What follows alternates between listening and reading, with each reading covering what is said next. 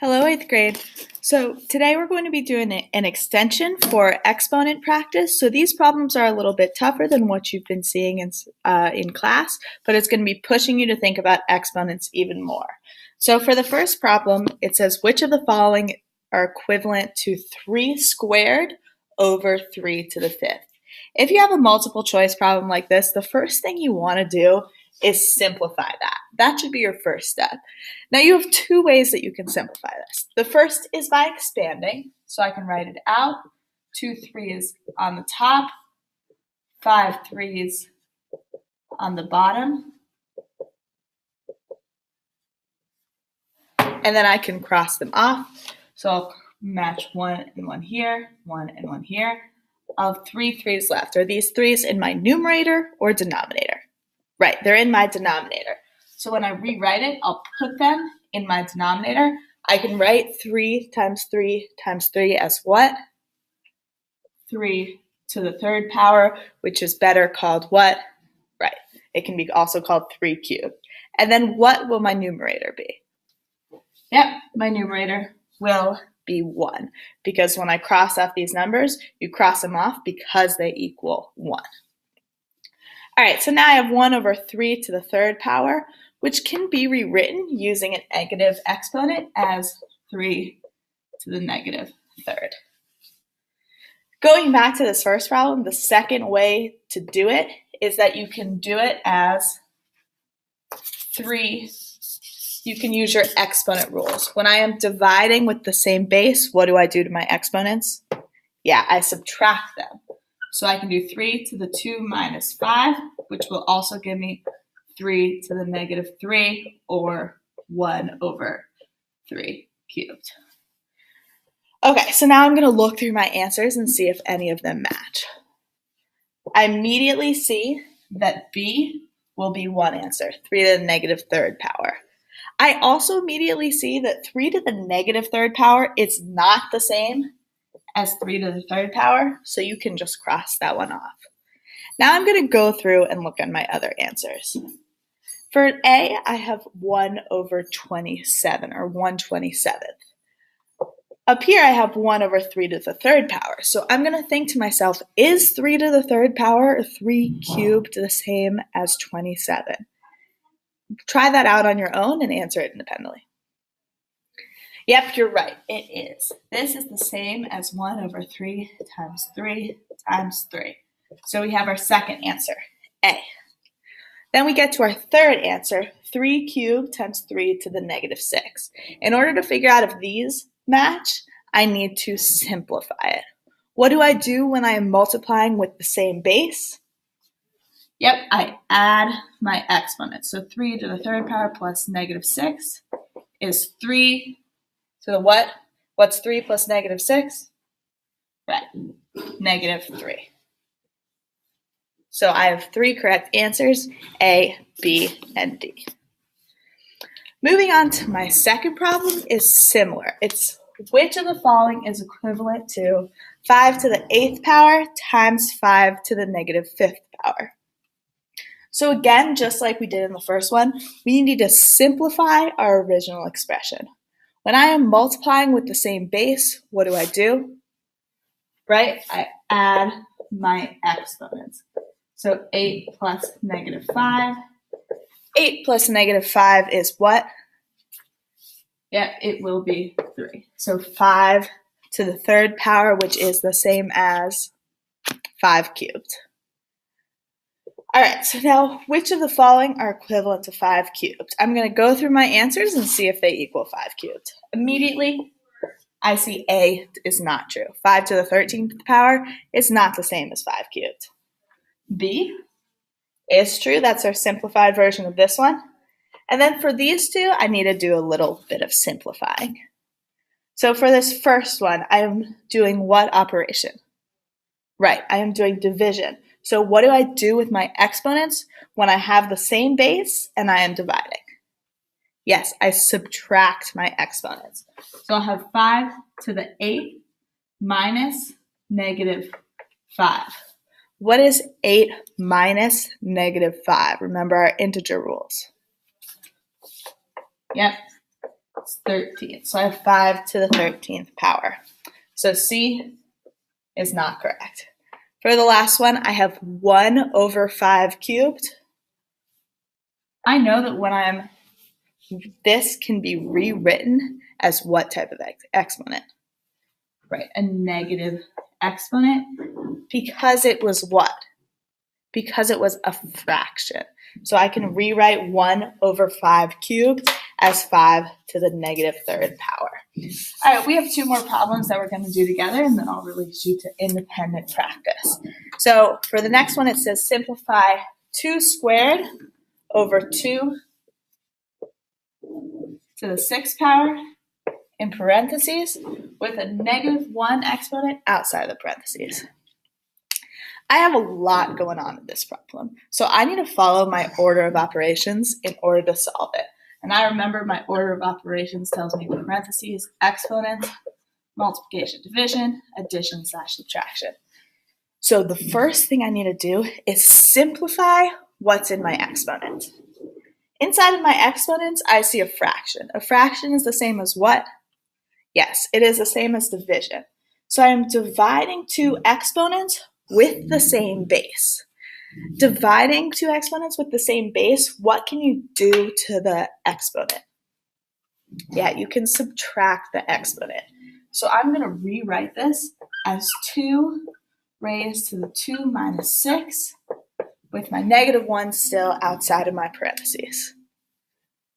So now I have 2 minus 6 is what? 2 minus 6 is going to be negative 4. Negative 1 still outside the parentheses. All right, so now inside of my parentheses, this is as simplified as possible. So my next step is to move on to my exponent. When I have a base raised to an exponent, and then that is raised to another power, what do my exponent laws tell me? Yeah, they tell me I have to multiply my exponents. So I have to multiply negative 4 and negative 1, which is 4. So my final answer is 2 to the 4th power. And then my last problem for this video is which of the following are equivalent to 1 over 125? And my options are 5 squared over 5 to the 5th. My second option is 5 to the negative 3rd. Third option is 1 over 5 cubed. Fourth option,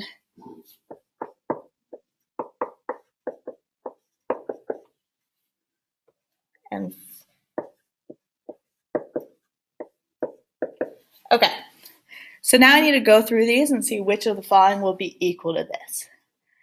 I see that even though my first expression is just a number, everything else is written as 5 to a certain power. So that tells me that I probably should be able to rewrite this as 5 raised to a certain power.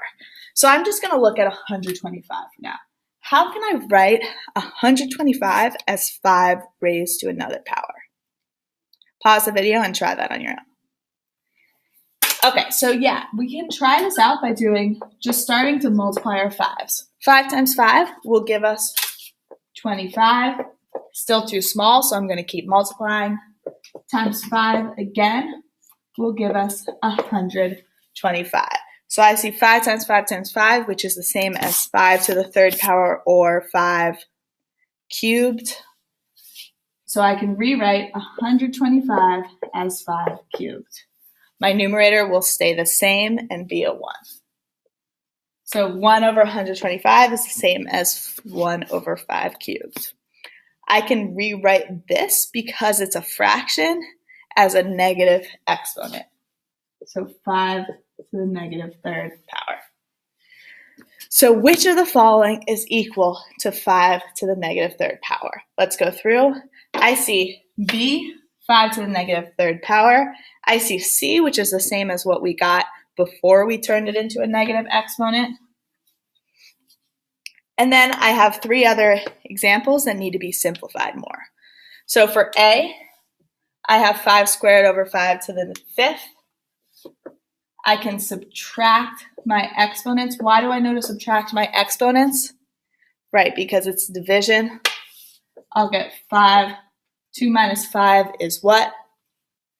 -3. So A is correct as well. Down here, I have 5 to the 10th times 5 to the -1st power. This is this when I'm multiplying exponents with the same base, what can I do? I can add my exponents, so it'll be 5 to the 9th. And finally down here, when I'm raising a power to another power, what can I do? I can multiply my exponents, so it'll be 5 to the -3rd. So D is not correct, but E is. All right, pause this video and try the independent practice on your own. After you've attempted each problem, I will go through and give you the answers on this video. So go ahead, give it a try. Okay, if you've tried this problem, the correct answers were A and E. Up top, this can be simplified to 1/2 to the 5th or 2 to the -5th. So that is not the same as 2 to the 5th power. 1/2 to the -5th is the same as 2 to the 5th. You can do that by doing keep, multiply, flip. And then down here, if you're adding your exponents, this is 2 to the 5th. So these are not correct. Only A and E are. Pause the video, try the next problem. All right, for the next problem, the correct answers are A and C. 64 can be rewritten as 4 cubed. 4 times 4 is 16 times 4 is 64. 4 cubed is not the same as 4 to the -3rd power. And for this one, you add your exponents, you get 4 to the -3rd. It's not the same as well. This one is correct because if you simplify within the parentheses first, 2 squared is 4 and your exponent is 3. So you can get 4 cubed, which is the same as what we got up here. Try the next problem and then pause the video. For this next problem, you start by simplifying within your parentheses. Have the same base and you're dividing, so you can subtract. Keep everything else the same. Then your next step is to do your exponent before you do multiplication, because we're following order of operations. When you have an exponent raised to another power, you multiply. So 8 to the -9th times 8 to the -2. And finally, you're multiplying, so you're going to add your exponent. So you'll get 8 to the -11. If you got it right, give yourself a check. Pause the video and let's move on to the next problem. All right, this problem is really challenging because we have a lot of things we need to do here. So you're trying to find the most simplified form. We don't have the same base, so we can't do anything with these two numbers until we get them to have the same base. So think to yourself, is there any way to rewrite 8 as a base of 2? And yes, there is. So in place of 8, you're going to put 2 to the 3rd power, and that is being squared over 2 to the 5th. If you feel like you can get it now, go ahead, pause the video and try it again. All right, so now let's keep going with this. So we have an exponent being raised to another power and raised to another power again. So I'm going to start by simplifying that. When I have that, I know I multiply my exponents. So I'll get 2 to the 6th. My numerator stays, and my denominator stays the same, 2 to the 5th. That's all being raised to the -1, -1st power. Finally, we still just need to continue simplifying within the parentheses. We'll get 2 to the 1st power, or just 2, and raise that to the -1st power. Last step, multiply your exponents. You'll get 2 to the -1st power. All right, grade yourself. Give me the percentage that you got on this video, as well as the percentage that or the number of questions you got correct on the independent practice. And then you guys can finish up any independent work you have until the end of class.